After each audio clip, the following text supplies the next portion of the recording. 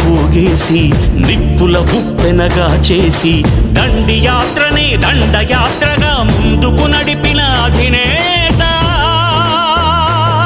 సిసలైన జగజ్జేత.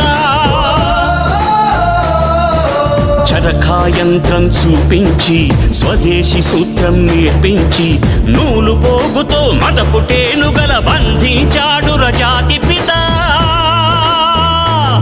సంకల్ప బలం చేత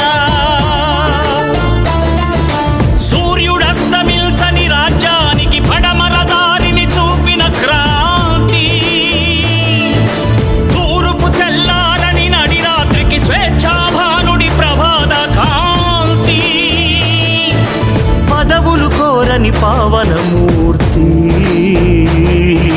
హృదయాలేలిన చక్రవర్తి.